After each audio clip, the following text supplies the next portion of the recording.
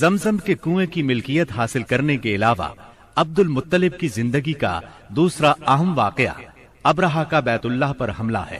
تاریخ میں اس کو واقعہ فیل کے نام سے یاد کیا جاتا ہے۔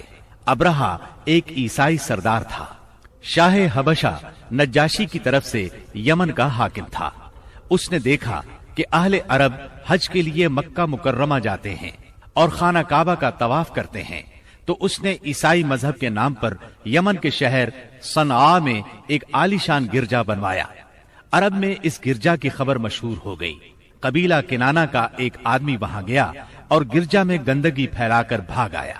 ابرہہ نے غصے میں آ کر قسم کھائی کہ کعبے کو ڈھا کر دم لے گا۔ چنانچہ وہ ایک لشکر جرار لے کر مکہ مکرمہ کی طرف روانہ ہوا۔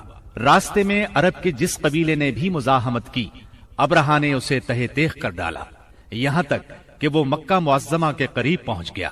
وہاں کے لوگوں کو اپنے ارادے سے خبردار کرنے کے لیے اس نے اہل مکہ کے جانور پکڑ لیے۔ ان جانوروں میں عبد المطلب کے 200 اونٹ بھی تھے۔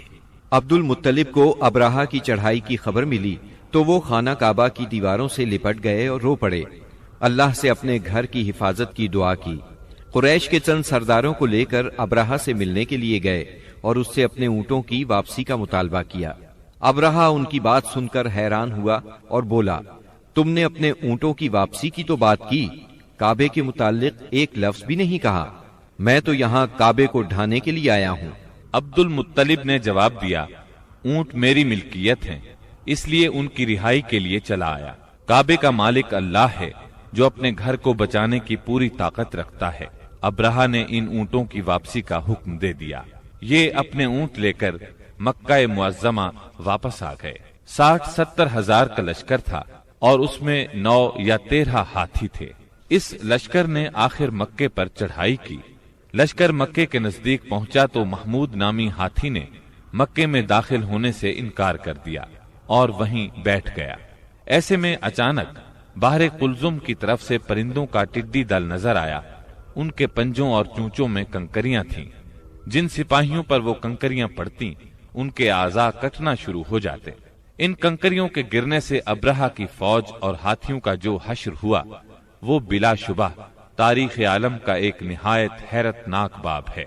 خود ابرہہ مشکل سے گرتا پڑتا صنعاء تک پہنچا اور نہایت دردناک عذاب میں گرفتار ہو کر یمن میں مرا۔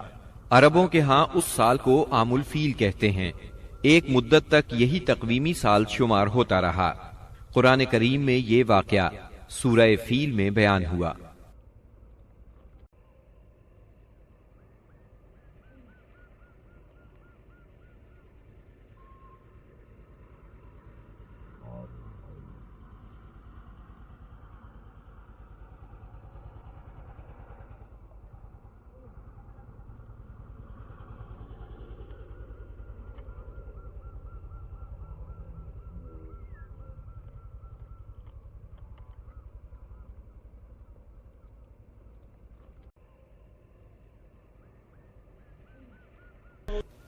کیا تم نے نہیں دیکھا تمہارے پروردگار نے ہاتھی والوں کے ساتھ کیا سلوک کیا؟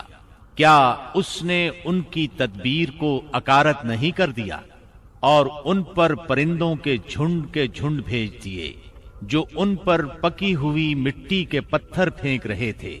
پھر ان کا یہ حال کر دیا جیسے جانوروں کا کھایا ہوا بھوسا۔